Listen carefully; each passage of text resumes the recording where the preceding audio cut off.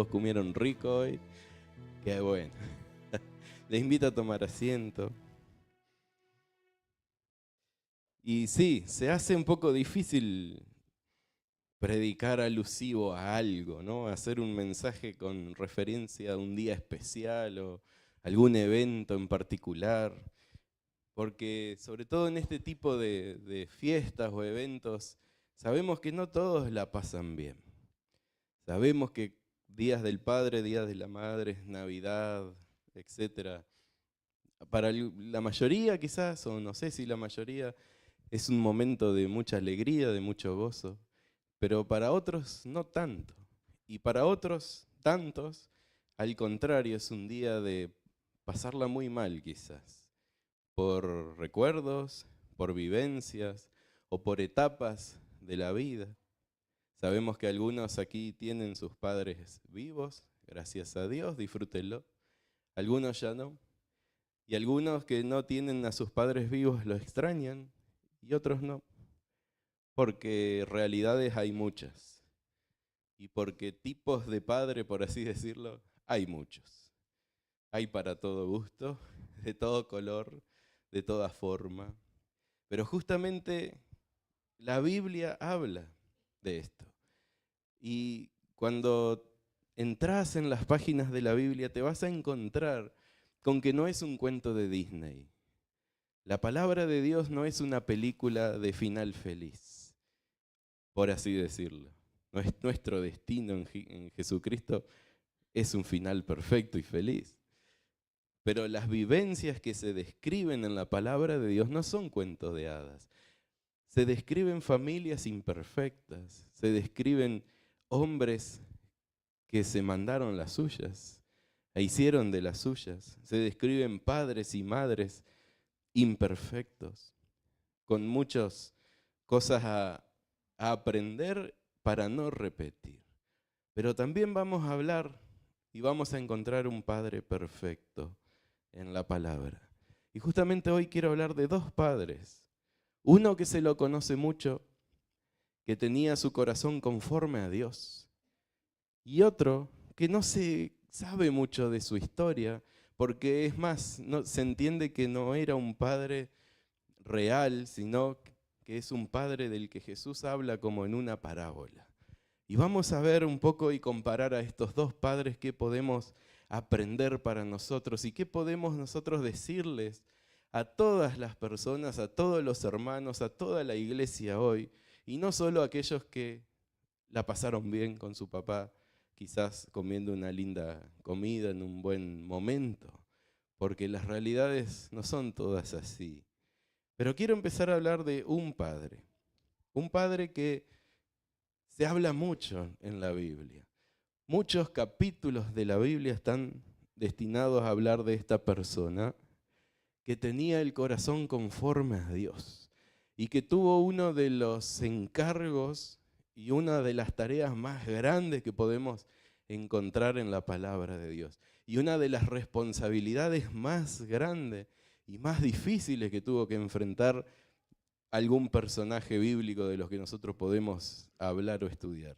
Y me estoy refiriendo a David, al rey David. Qué raro, ¿no? Ya algo le tiene que sonar. Hablar de padres y hablar de David ya algo le tiene que decir, porque justamente nunca asociamos nosotros a David como padre. Pero David fue padre, tuvo muchos hijos. Justamente la palabra no nos dice mucho de él como padre, y lo poco que nos dice de él no es tan bueno. Porque padres humanos, padres imperfectos, padres ausentes, los hay y los hubo. Aún en alguien que tenía su corazón conforme al de Dios. Y la historia que les quiero contar es muy larga, pero usted lo va a leer en su casa. Está en 2 de Samuel, capítulos 3 al 18. ¿Sí? Y es la historia de un conflicto que hubo entre unos hijos de David. David tuvo muchas esposas, también era un temita que tenía él, que también lo llevó a tener problemas en el reinado que él tuvo en Israel. Y con esas varias esposas que tuvo muchos hijos. Y esos hijos de diferentes madres tuvieron muchos problemas entre ellos, muchos conflictos. Justamente, principalmente por eso, por no ser todos hijos de la misma madre. Y el conflicto más grande que había en esos tiempos, imagínense, era quién iba a ser el heredero. ¿Quién iba a seguir el reinado de David? De todos los hijos, ¿cuál era la esposa con más valor para David para ver quién de sus hijos iba a ser el heredero o quién era el mayor? La vida de David fue muy agitada, muy compleja. Le pasó de todo, hizo de todo. Y en medio de todo eso nos encontramos con 3 hijos de David, en el cual es uno de los relatos más tristes de la palabra de Dios, uno de los relatos más difíciles de hablar a veces de la palabra de Dios, pero encontramos que entre un hijo de David llamado Amnón y otra hija de David llamada Tamar, hija de otra madre, de otra mujer, hubo un conflicto tanto que Amnón codiciaba a Tamar, la quería como mujer, pero no para formar familia, sino que simplemente algo pasional, algo del momento. Y esta situación se fue dando, nosotros entendemos que no fue de un momento para otro. Hubieron alarmas, hubieron cuestiones que se podrían haber llegado a notar para hacer algo, pero ya nosotros vemos que el relato de la Biblia sobre Amnón y Tamar, David no aparece para nada ahí, su padre. Llega a un punto esta situación en que Amnón llega a abusar de Tamar. Y esa situación empieza a complicar toda la familia real y empieza a complicar toda la familia de David. Y en la historia aparece otro hijo, Absalón. Absalón era hermano de Tamar de la misma madre, de sangre completa, podemos decir, no medio hermano. Pero cuando nosotros nos encontramos en la Biblia, luego que Amnón viola a su hermana Tamar, dice en 2 Samuel 13:21, cuando el rey David se enteró lo que había sucedido, se enojó mucho. Y eso es todo lo que dice la Biblia de lo que hizo David con esa situación. No dice más nada. Se enojó mucho. Pero nosotros luego seguimos leyendo el relato y David no hizo nada al respecto. No estuvo con Tamar para contenerla, para ayudarla, para guiarla, para levantarla. No estuvo con la mamá de Tamar para ver la situación. No hizo nada con su hijo Amnón. No hizo justicia siendo el rey. No aplicó ningún tipo de disciplina. No hizo absolutamente nada. Simplemente se enojó y entró en una inacción total. Esa inacción y ese enojo, en vez de llevarlo a hacer algo al respecto, lo que llevó es justamente a distanciarse de sus hijos y a ser ausente de la situación. David estaba muy ocupado siendo rey. David estaba muy ocupado con sus cuestiones para Dios. David estaba muy atareado por todo lo que le demandaba ser rey. Y su familia, su casa, sus hijos estaban muy descuidados, muy abandonados, muy en otro plano, no tan importante para David. Nosotros podemos decir, bueno, pero se enojó y no supo quizás qué hacer. Bueno, quizás no supo qué hacer, pero eso no implica que haya intentado hacer algo. No supo qué hacer, sí, quizás, pero no hizo nada, tanto que pasaron 2 años en esa situación, en que David no hizo absolutamente nada. Mientras tanto, su hijo Absalón, hermano de Tamar, que había sido violada por su otro medio hermano, fue acumulando enojo, fue acumulando ira. La ausencia del padre hizo que este hijo se enoje y se empiece a enojar con Amnón principalmente, pero con su mismo padre también. ¿Cómo puede ser que el rey no haga justicia? ¿Cómo puede ser que mi padre no haga justicia contra lo que sufrió mi hermana? Contra lo que pasó mi hermana. Llegado a ese tiempo, 2 años después, viendo que David no hacía nada, Absalón ideó todo un complot. Hizo una fiesta, invitó a sus hermanos y todo, y en el medio manda a sus sirvientes a matar a Amnón. Asesina a su propio hermano, no en sus manos, pero mandó a sus siervos y planeó todo para que su hermano Amnón muera. Hizo justicia por él mismo, por sus propios medios, ante la inacción y ante la ausencia de su padre David. Absalón huye en consecuencia de esto. Se va de Jerusalén, se va a esconder y empieza a formar como su propio séquito, su propio ejército. Empieza a formar su propio movimiento, aparte,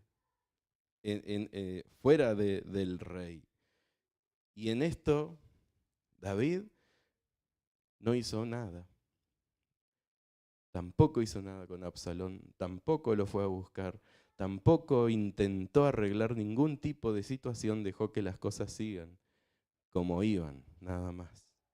Pasado el tiempo y por mediación de su sobrino, el sobrino de David, que era el comandante de su ejército, Joab, también logran convencerlo y Absalón entonces vuelve a Jerusalén.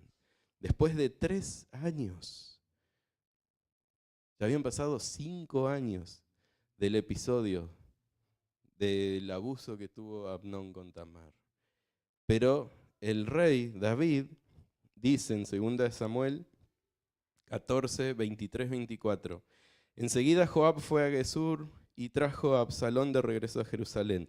Pero el rey David dio esta orden: Absalón puede ir a su propia casa, pero jamás vendrá a mi presencia. De modo que Absalón no vio al rey. David no quiso encontrarse con su hijo. Seguramente no sabía qué hacer, seguramente no sabía cómo hablar, seguramente quién sabe lo que le pasó por la mente. Pero aquel cuyo corazón era conforme a Dios, ni siquiera tuvo el intento de hacer algo con su hijo. Ni siquiera lo quiso recibir. Ni siquiera quiso estar con él. Ni siquiera hizo justicia tampoco con Absalón, que asesinó a su hermano. Las cosas se iban complicando y acá nosotros tenemos que ver que el silencio no sana, que el silencio no arregla nada, que la ausencia no evita conflictos, los empeora, que el no hacer hace que el problema crezca, no que el problema se disuelva. Que cuando vos y yo como papá no sabemos qué hacer y no hacemos nada, es lo peor que podemos hacer, no hacer nada. Pensando que las cosas se van a arreglar solas, pensando que algún milagro va a pasar, pensando que, no sé, algo va a salir en el camino, yo sigo en la mía, Dios se va a encargar. Dios quiere que vos te encargues. Dios quiere que yo me encargue. Porque yo y vos somos papás. Y Dios ya nos dio a nosotros la responsabilidad de intentarlo aunque sea. De intentarlo. Mejor intentarlo y bueno, fallar. Pero no quedar en el silencio y en la ausencia. Y dejar que las cosas se intenten arreglar solos. Nos dice la palabra que David amaba a sus hijos. David amaba a sus hijos, a todos sus hijos. Pero hubo silencio, hubo evitar conflicto y todo eso termina justamente haciendo que lo que él quería que no pase, pase.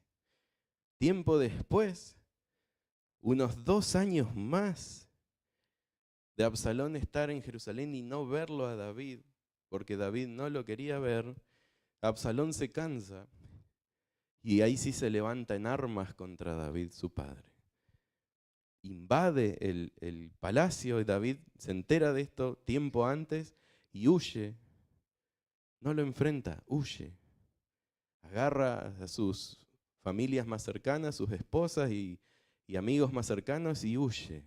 No quería tener conflicto con su hijo de ninguna forma. Absalón toma el control del palacio, se proclama como nuevo rey de Israel y el que sale ahí a luchar es el comandante del ejército de David. Y dice, esto no puede ser así, y sale a guerra contra Absalón. Y en esas batallas muere mucha gente, gente israelita. El pueblo de Dios estaba sufriendo por el error de la casa de David. El pueblo de Israel no la estaba pasando mal porque otro reino lo invadió. El pueblo de Israel no estaba sufriendo porque había hambruna y sequía. El pueblo de Israel estaba sufriendo todo este desorden a causa de que el rey no tenía su casa en orden, no tenía sus hijos en orden, no tenía su familia en orden. Y el desorden de la casa del rey afectó a toda la nación, a todo el reino. Y el nombre de David, de ser el David conforme al corazón de Dios, como hoy se mide en la reputación de los políticos, ¿no? Algo así, fue. Y lo que comenzó como muy bien hacia el final de la vida de David fue decayendo, decayendo, decayendo, por no hacer lo que tenía que hacer en el tiempo que tenía que hacerlo. Ir postergando las acciones que tenía que tomar, ir siendo ausente cuando tenía que ser presente, haciendo silencio cuando tenía que hablar, dejando pasar cuando tenía que hacer justicia y poner orden. Y saben que la palabra habla de otros padres así también, como por ejemplo el sacerdote Elí. Aún al profeta Samuel le pasó, que sus hijos no. Y la palabra habla de muchos padres que han hecho para Dios muchas cosas, pero tuvieron su familia, su casa en desorden. Y eso provocó daño a ellos y a todo lo que ellos hacían, a todo lo que ellos querían hacer y mantener. Muchas veces nosotros queremos dedicar un ministerio a Dios y no tenemos nuestra casa en orden, no tenemos nuestros hijos en orden. Y ese desorden, tarde o temprano, va a afectar tu ministerio y lo va a derrumbar. Porque no se puede mantener un ministerio, una iglesia, una congregación, un servicio a Dios sin la base que es la familia. Deja que la base se corrompa y se viene abajo el castillo. Lo que construyas, no importa que tan alto llegues, si no cuidas la base, si no cuidas los fundamentos, si no cuidas lo más importante, todo lo demás se va a derribar. Todo lo demás va a caer. Y son momentos en donde con tantos años construís algo que en un abrir y cerrar de ojos se viene todo abajo. Por las inacciones, por las ausencias, por los silencios, como le pasó a David. En esa batalla que Absalón va contra su padre David, y David estaba como totalmente, no sabía qué hacer, toma ahí la posta el general Joab y sale contra Absalón y vence. Y ahí lamentablemente Absalón muere en batalla, peleando contra el ejército mismo de su padre, hermano contra hermano israelita. Y cuando David se entera de eso, En 2 de Samuel 18:33 dice, entonces el rey se sintió abrumado por la emoción. Subió a la habitación que estaba sobre la entrada y se echó a llorar. Y mientras subía clamaba, oh mi hijo Absalón, hijo mío Absalón, si tan solo yo hubiera muerto en tu lugar, oh Absalón, mi hijo, mi hijo. El lamento que llega cuando es tarde. El amor de David a su hijo no se discute, pero sus decisiones como padres no fueron nada buenas. Y todo este lamento que David tuvo cuando Absalón murió, fue tarde. Ya no había Absalón a quien decirle te amo, hijo. Ya no había Absalón a quien acercarse y decirle vamos a arreglar esto juntos. Vamos a tratar de salir de esta juntos. Vamos a solucionarlo. Yo estoy con vos. Metiste la pata, vas a tener tus consecuencias, pero yo voy a estar al lado tuyo, soy tu papá. Vamos juntos. David pudo haber evitado antes toda esta situación. Y la Biblia no nos expresa tanto de David como padre, pero esta situación nos hace ver que en general David no fue un buen padre. No fue un buen esposo tampoco. Podemos analizar lo que nos cuenta la palabra de Dios. Y David, al terminar sus días mal, con otros de los hijos que les quedaban luchando por el trono, porque ya David llega anciano, no puede ni siquiera dormir tranquilo, enfermo. Sus otros hijos que quedaban ahí empiezan a luchar por el trono. Tuvo que ayudarlo Natán, no el que canta hoy, el profeta Natán de verdad. Y tuvo que salir en medio de que otro de sus hijos estaba proclamándose rey, tuvo que salir a decir, Dios dijo que Salomón tiene que ser. David, el gran guerrero. David, el que no le faltaba capacidad para la guerra, que no le faltaba capacidad para ser rey, que no le temía a osos y a leones, el que mató gigantes, el que hizo proezas, el que alababa y cantaba a Dios con todo el corazón, no supo llevar adelante un buen hogar. Y siempre que se trató de su casa necesitó ayuda. O Joab, o el profeta Natán, o algún otro soldado, alguna otra persona que le tenga que decir cómo ser un buen papá, porque David no supo ser un buen papá. Y al final, el tener su casa en desorden hizo que todo lo demás caiga y quede opacado. David era muy bueno haciendo lo que hacía, pero descuidó lo más importante.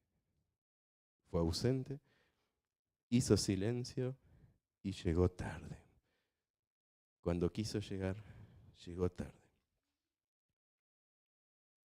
Seguramente muchos de los que están escuchando reflejan a su padre quizás, o se ven a ellos mismos en esta situación.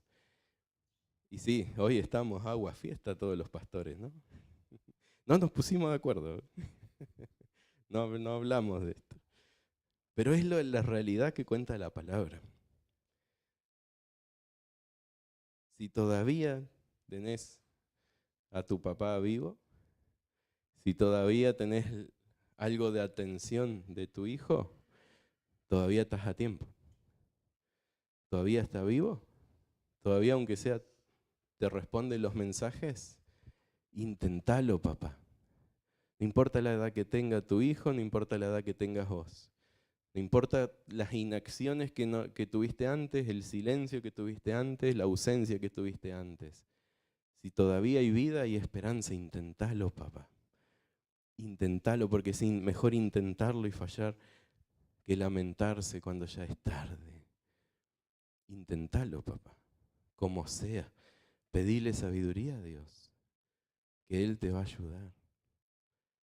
El Señor desea que nosotros seamos reflejo de lo que Él es.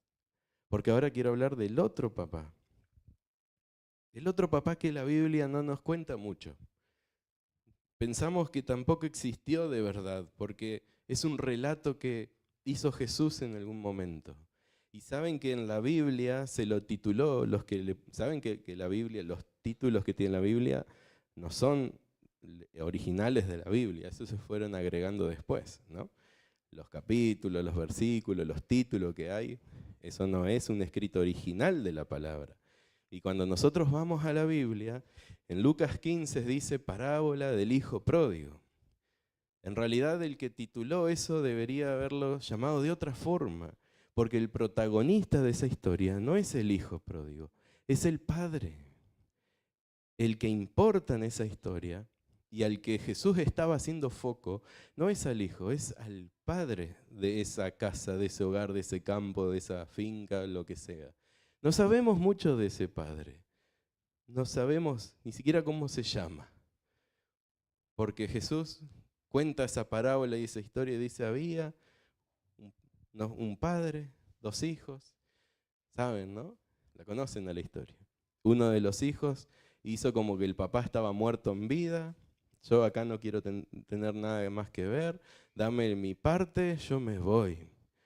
Hizo lo suyo, gastó todo lo que tenía.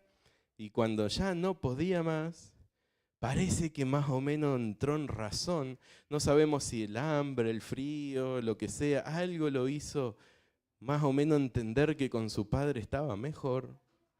Y dijo, voy a volver a mi padre y le voy a pedir perdón. Dice Lucas 15, 17 al 20. Cuando finalmente entró en razón, se dijo a sí mismo, en casa hasta los jornaleros tienen comida de sobra. Y aquí estoy yo muriéndome de hambre. Volveré a la casa de mi padre y le diré, Padre, he pecado contra el cielo y contra ti. Ya no soy digno de que me llamen tu hijo. Te ruego que me contrates como un jornalero. Entonces regresó a la casa de su padre y cuando todavía estaba lejos, su padre lo vio llegar. Lleno de amor y compasión, corrió hacia su hijo, lo abrazó y lo besó. ¿Cómo hizo el padre para ver que su hijo venía aún de lejos? ¿Cómo puede ser posible? No había cámaras de seguridad. Capaz tenía perros, no sé. Pero cuando el hijo aún estaba lejos, el padre salió corriendo a recibirlo. Y eso nos dice que el padre estaba muy atento. Seguramente todos los días se sentaba a mirar por dónde su hijo quizás podría regresar algún momento. O estaba haciendo sus cosas pero muy atento, su mirada siempre hacia ese lado donde con esperanza él esperaba que su hijo vuelva. Y cuando lo vio, no esperó nada. No esperó que llegue el hijo a ver qué me dice este zángano, a ver con qué me sale. A ver, si me pide perdón lindo, es una cosa. Si no, no. Vamos a ver, vamos a analizar. Vamos a esperar a ver que llegue, que se arrodille y suplique para ver si hago algo. Aun cuando estaba lejos, salió corriendo a buscarlo y lo abrazó.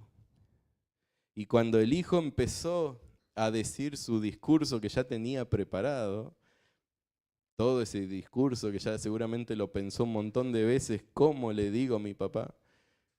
El padre lo interrumpe ahí nomás y dice, ¡hey! Traigan ropa nueva, traigan calzado nuevo, traigan anillo, la identidad, lo que identifica a la familia. Él es mi hijo que estaba muerto y ahora vive. No le dijo, bueno hijo, vamos a tomar unos mates y negociamos a ver el salario que te voy a dar porque mi hijo ya no sos mi jornalero, sos mi empleado. Bueno hijo, a ver, contame qué tan arrepentido estás primero para después vemos. No mandó un siervo decirle, andá, decirle a mi hijo que espere en el salón tanto que después yo voy a ir a hablar con él en algún momento.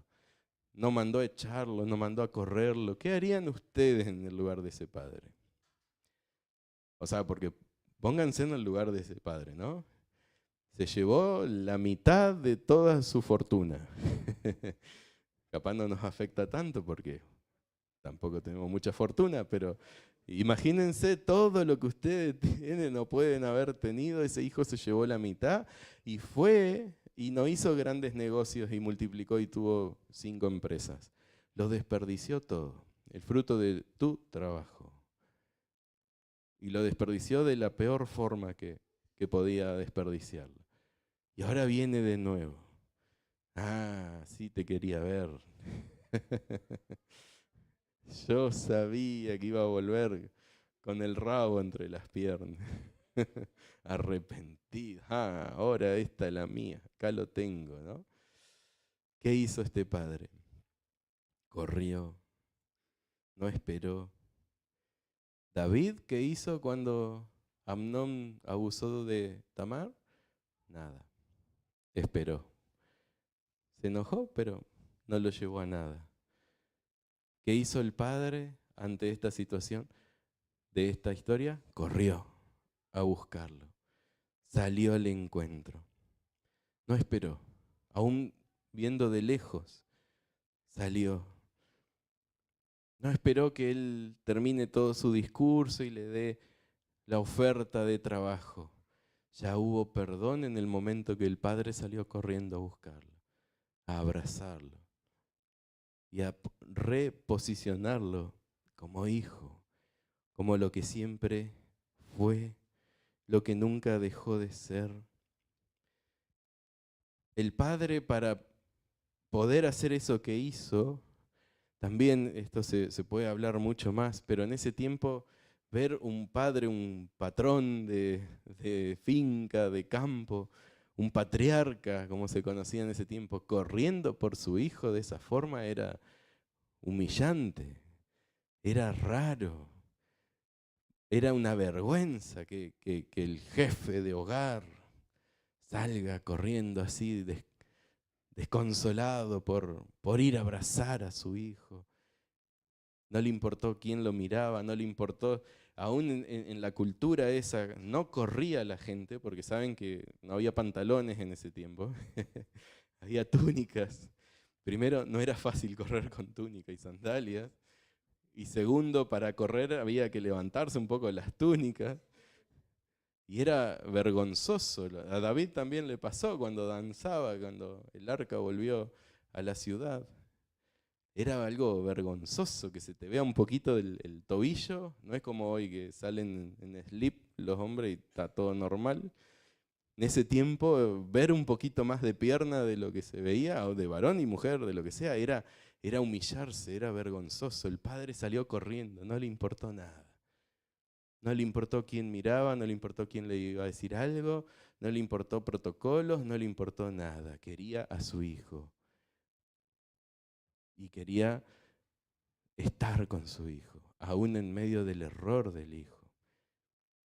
Quería abrazar a su hijo. Quería compartir con su hijo otra vez. Vamos juntos. El padre restituyó. El padre no esperó. No hizo silencio. Enseguida habló. Enseguida le dijo: sos mi hijo. Estabas muerto. Ahora estás vivo. El padre no se ausentó. Se hizo presente, estuvo siempre presente esperando que su hijo vuelva. Ese padre del que Jesús está hablando en esa historia representa justamente a Dios. Y es el único Padre perfecto. Y nosotros tenemos que aprender que la palabra nos habla de todos los varones o héroes de la fe como gente imperfecta, con fallas, con errores, y algunos errores muy, muy grosos. Pero también nos habla de un Padre perfecto, de uno solo bueno, del Padre celestial. Y nosotros como papás, los que tenemos el privilegio de ser papá, tenemos que entender de esto, ¿qué tenemos que entender? Que lo que el Señor nos pide a nosotros no es perfección. Dios no quiere que vos como papá no cometas errores, porque sabe que los vas a cometer. Dios lo que quiere de vos como papá, de vos como mamá, para que las mujeres no se duerman porque parece que no le estamos hablando. Lo que Dios te pide a vos es que cumplas tu rol, que estés, que lo intentes, que lo des todo, que hagas, que hables, que acompañes con tu presencia, que acompañes con todo lo que sos, con todo lo que podés y hasta donde puedas, con errores, por supuesto. Pero lo peor que podemos hacer como padres, como madres, es hacer silencio cuando no hay que hacerlo, ausentarnos cuando tenemos que estar presentes y esperar hasta que sea tarde para mostrar nuestro amor, para mostrar nuestra dedicación, para darnos todo, con errores, con fallas, con trabas. Intentalo, intentalo, dalo todo. Pero también tenemos que entender, como hijos, porque creo que todos somos hijos. ¿Hay alguien acá que no sea hijo?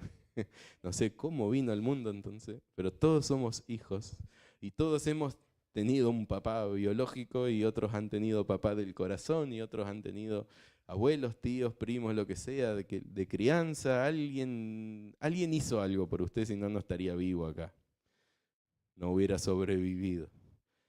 Ese padre, madre, tutor, quien sea, seguramente tuvo muchos defectos. Y si lo tenés vivo, seguramente tiene muchos defectos. Pero nosotros tenemos que entender que la figura de papá y de mamá son reflejos. Todo lo que nosotros tenemos acá en la tierra son reflejos de lo perfecto que está en el cielo. Y que nosotros tenemos que ver al Padre perfecto y tratar de ver al Padre celestial a través de los padres terrenales y a través de las madres terrenales en lo más que se pueda. Porque como papás y como mamás, los que somos padres, tendríamos que reflejar a Dios lo más que podamos a nuestros hijos. Y nuestros hijos poder ver a Dios, y todos como hijos poder ver a Dios lo más que podamos a través de nuestros padres. Pero entender que perfectos no hay ninguno. Hay uno solo.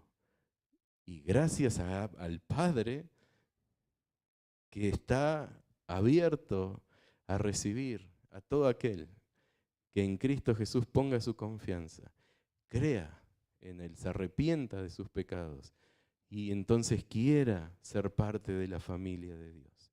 Quizás no tuviste un padre o una madre presente, que hablaba a tiempo, que demostraba lo que tenía que demostrar.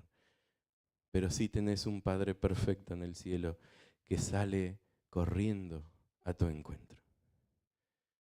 Y vale más que cualquier padre terrenal. Él sale a tu encuentro. Él toma la iniciativa. Él da los primeros pasos. Y si sos papá y si sos mamá, tratad de que tu paternidad haga que tu hijo vea a Dios lo más que pueda. Que seas el reflejo del amor de Dios.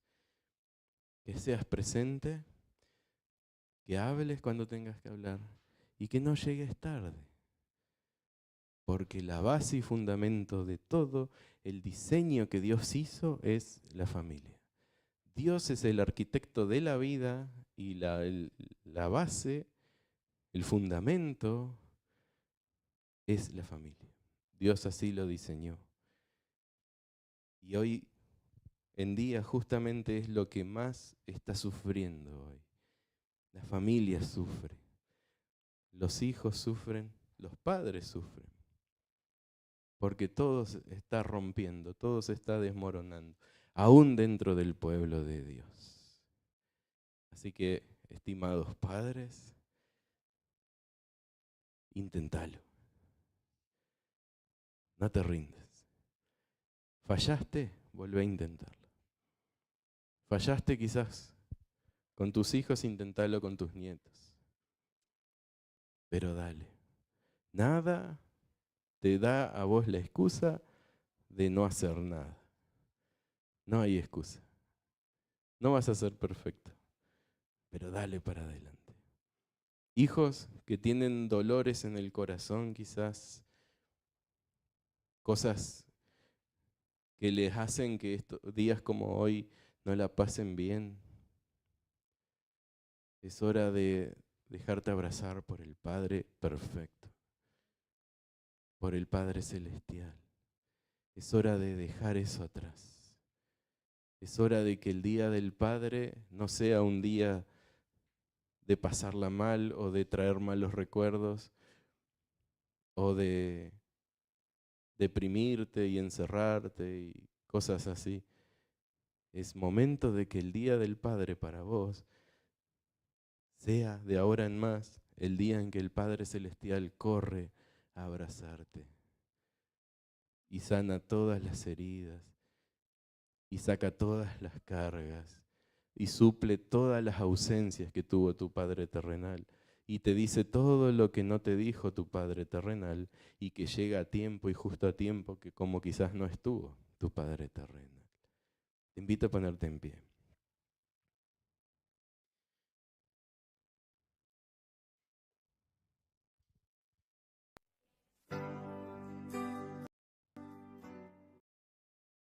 Te invito a cerrar tus ojos un momento.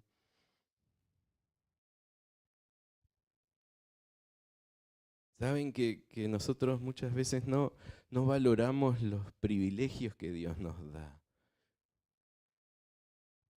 Hoy en día se le dice a la mujer, la sociedad le dice a la mujer que ser mamá, por ejemplo, es lo peor que puede hacer, porque embarazarse va a hacer que pierda su carrera profesional, embarazarse va a hacer que se desfigure su cuerpo, porque embarazarse va a hacer que tenga que estar todo el día pendiente del bebé y no va a poder disfrutar de su vida, que embarazarse trae problemas de salud, que embarazarse esto, aquello, lo otro, y hoy la sociedad le está diciendo a la mujer que embarazarse es lo peor que puede existir.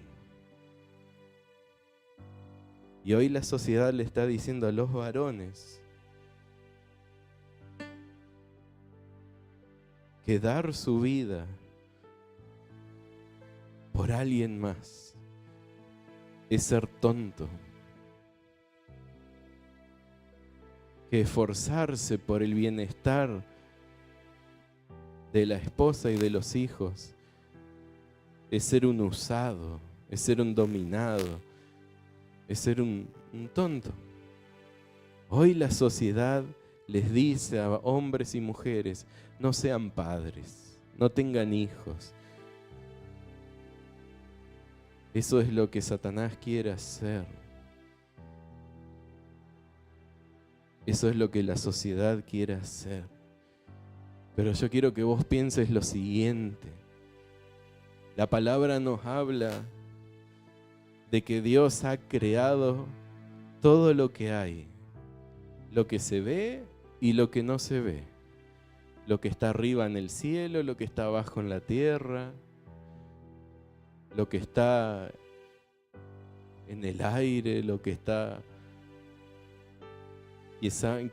¿Quién sabe las cosas que hay fuera del planeta? Todo lo que existe fue creado por Él y todo es para Él.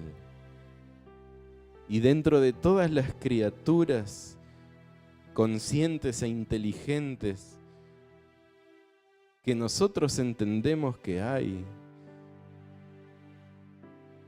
saben que el privilegio de ser papá y mamá es guardado para el ser humano.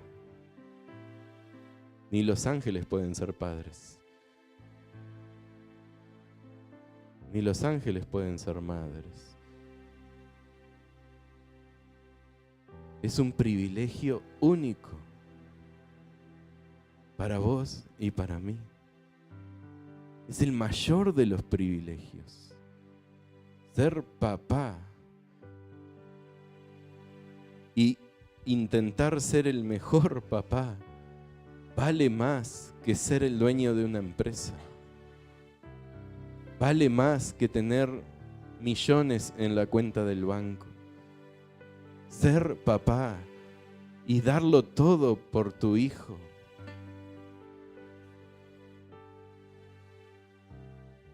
vale más que aplausos, que posiciones, que privilegios terrenales. Poder ver a los ojos a un niño y ver cómo va creciendo y cómo va reflejando el carácter de Dios y cómo va avanzando en sus pasos y cómo va avanzando en la vida y cómo va alcanzando sus propios objetivos, sus propias metas, es lo mejor que nos puede pasar. Darte por completo por tus hijos es lo mejor que podés hacer.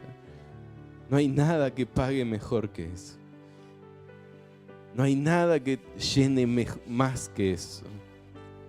Podés tener todo lo que deseás, podés tener todos los éxitos de la tierra que vos quieras, aún en el ministerio.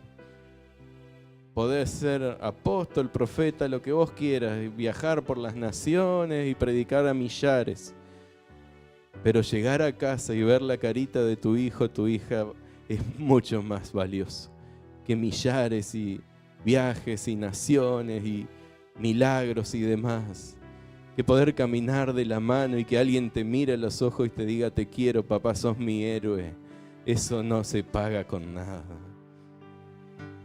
Es un gran privilegio que tenemos. No lo desaprovechemos. No lo desaprovechemos.